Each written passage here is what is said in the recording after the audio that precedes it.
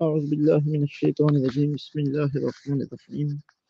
فبظلم من الذين هادوا حرمنا عليهم طيبات أحلت لهم وبصدهم عن سبيل الله كثيرا آمنت بالله صدق الله العظيم رب اشرح لي صدري ويسر لي أمري واحلل عقدة من لساني يفقهوا قولي. آج کا ہمارا درس قرآن سورہ النساء کی آیت نمبر 160 سے آیت نمبر 162 تک ہے۔ گزشتہ آیات تجربات میں اللہ رب العزت نے یہودیوں پر اپنی سخت ناراضگی کا ذکر کیا تھا اور ان کے جو جرائم تھے ان کا ذکر کیا گیا۔ اب مزید کچھ ان کے جرائم ہیں اور پھر دنیا میں ان جرائم کی وجہ سے ان پر پاکیزہ چیزیں حرام کی گئی ہیں، ان کا ذکر کیا گیا، اور ساتھ ان کے جو اچھے لوگ ہیں جو اپنے دین پہ کاربند ہیں، پھر انہوں نے دین مصطفیٰ صلی اللہ علیہ وسلم کو قبول کیا،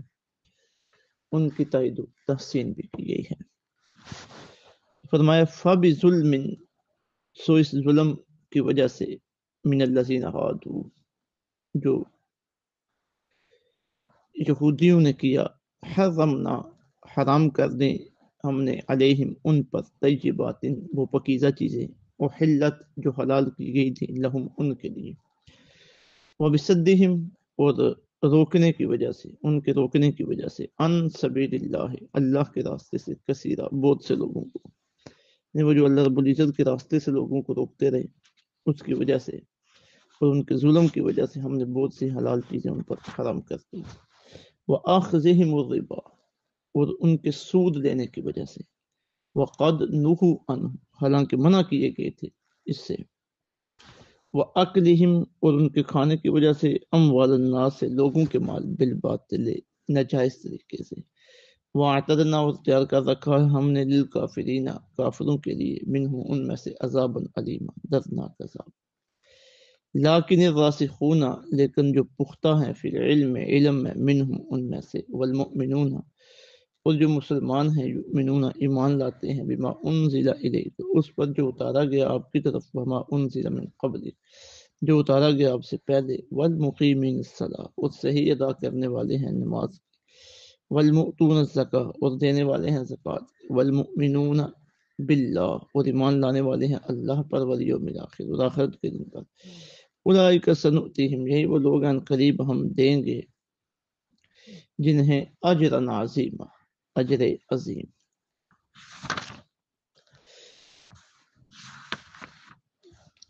اب یہودی ظلم و ستم کرتے تھے اور ان کا ظلم اس حد تک پہنچا ہوا تھا کہ انہوں نے حضرت عیسیٰ علیہ السلام کو معاذ اللہ قتل کرنے کا ارادہ کر لیا، منصوبہ بنایا،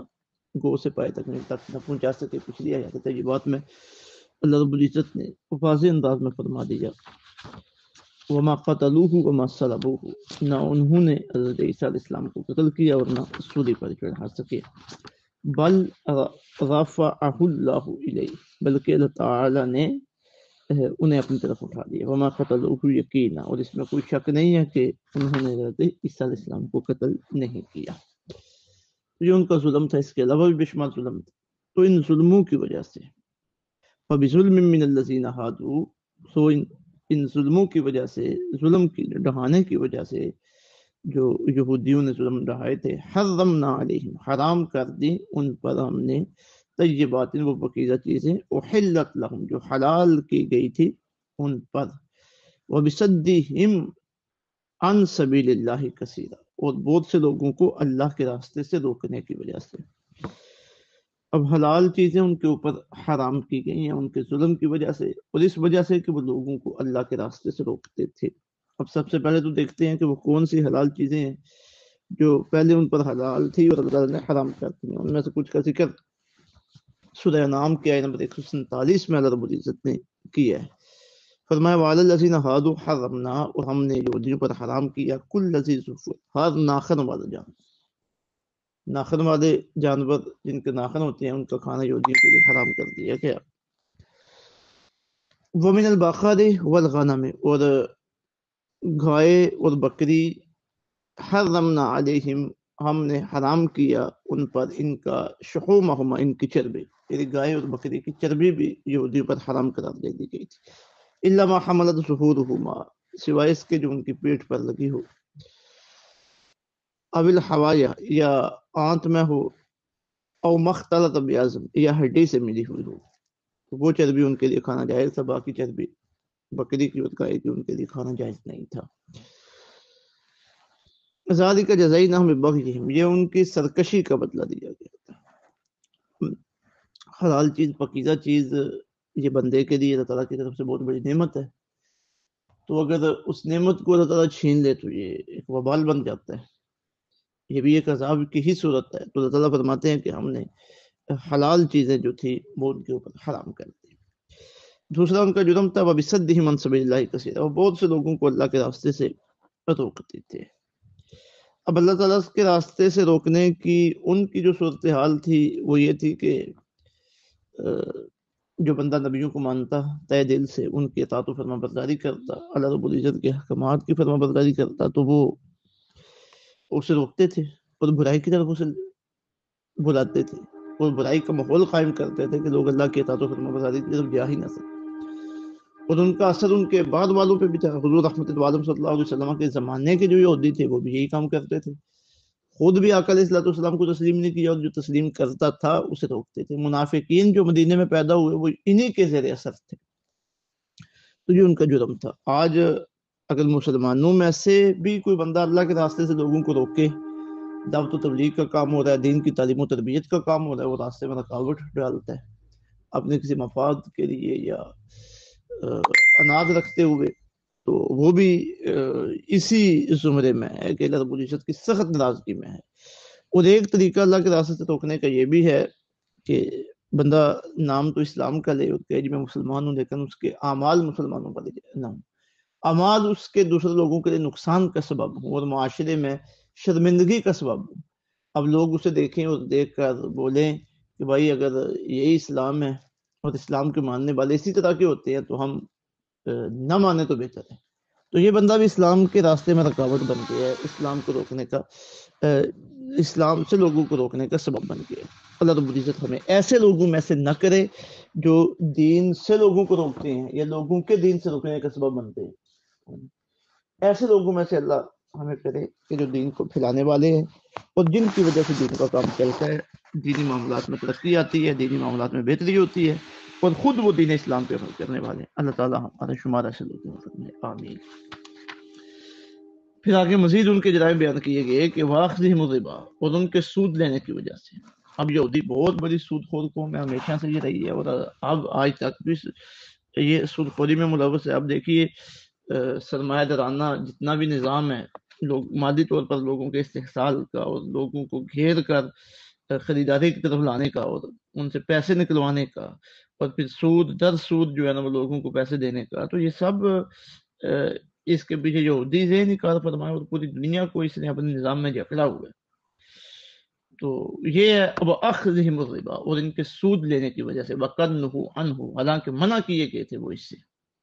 وَأَكْلِهِمْ أَمْوَالَ النَّاسِ بِالْبَاطِلِ، اور لوگوں کے مال باطل طریقے سے، ناحق طریقے سے کھانے کی وجہ سے۔ اس وقت بھی یہ کرتے تھے، آج بھی یہودی کر رہے ہیں، اور پھر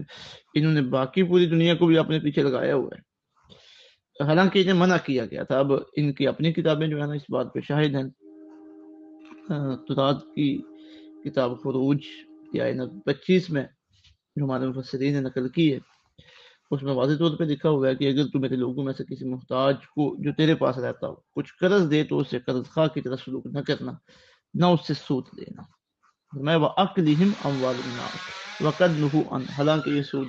منع کیا گیا تھا انہیں، وَأَكْلِهِمْ أَمْوَالَ النَّاسِ، اور لوگوں کے مال ناحق کھانے کی وجہ سے، وَأَعْتَدْنَا لِلْكَافِرِينَ مِنْهُمْ عَذَابًا أَلِيمًا، اور ہم نے کافروں کے لیے ان میں سے جو کافر ہیں دردناک عذاب تیار کر رکھا ہے۔ تو آج بھی کوئی بندہ یہ عمل کرتا ہے تو وہ بھی اسی طرح رب العزت کی ناراضگی کا مستحق ہے۔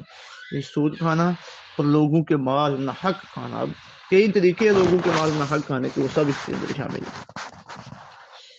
پھر فرمایا لَٰكِنِ الرَّاسِخُونَ فِي الْعِلْمِ مِنْهُمْ، لیکن جو پختہ علم والے ہیں ان میں سے، اللہ اکبر، یہ قرآن پاک کا اسلوب ہے کہ جہاں برے لوگوں کی مذمت ہوتی ہے اچھے لوگوں کی تحسین ہوتی ہے. اب یہودیوں میں سے بھی اچھے لوگ موجود تھے جو انہیں ان کاموں سے منع کرتے تھے, خود بھی ان سے رکے رہتے تھے. انبیاء کرام علیہ السلام کی تعلیمات پر دل و جان سے عمل پیرا تھے, تو ان کی تائید کی گئی ہے, تحسین کی گئی. تو پھر کچھ لوگ تو اسی حالت میں دنیا سے چلے گئے آقا علیہ السلام کی تشریف آوری سے پہلے, یا آقا علیہ السلام کا پیغام ان تک پہنچے اس سے پہلے. تو جو بچے تھے وہ اسلام میں داخل ہوئے. تو فرمایا کہ ان کی تحسین کی جائے گی. لیکن الراسخون فی العلم منہم, لیکن جو پختہ ہیں علم میں ان میں سے, والمؤمنون, اور جو مسلمان ہیں وہ بھی, اور جو مسلمان ہیں, یؤمنون بما انزل الیک, ایمان لاتے ہیں اس پر جو اتارا گیا آپ کی طرف, وما انزل من قبلک, جو اتارا گیا آپ سے پہلے. یعنی یہودیوں کے علماء اور مسلمانوں میں سے جو لوگ ایمان والے ہیں, اب ان کی بات ہو رہی ہے. والمقیمین الصلاۃ, صحیح ادا کرنے والے ہیں نماز کے, والمؤتون الزکاۃ, دینے والے ہیں زکوٰۃ کے, والمؤمنون باللہ والیوم الآخر, ایمان لانے والے ہیں اللہ پر اور آخرت کے دن پر. اولئک سنؤتیہم اجرا عظیما, اور یہی ہے جنہیں ان قریب ہم دیں گے اجر عظیم, اللہ رب العزت کی بارگاہ سے اجر عظیم انہیں ملنے والا ہے. اب اہل ایمان کے لیے اللہ رب العزت کی نعمتیں ہیں, کرم والی ہیں, اور کافروں کے لیے, اور جو اللہ رب العزت کے منکر ہے, نافرمان ہے, باطل معاملات کرنے والے ہیں, ان کے لیے وہ جو پیچھے ہے اللہ رب العزت کی ناراضگی, دوزخ کا عذاب ہے. تو اب ہم نے خود اپنے لیے طے کرنا ہے کہ ہم نے اللہ کی فرما برداری کے راستے پہ چلنا ہے یا اس کی نافرمانی کے راستے پہ چلنا ہے. اللہ رب العزت سمجھ کے عمل کی توفیق عطا فرمائے, اور اپنے نیک بندوں کے راستے, فرما بردار بندوں کے راستے پہ ہمیں چلائے. وما علینا الا البلاغ.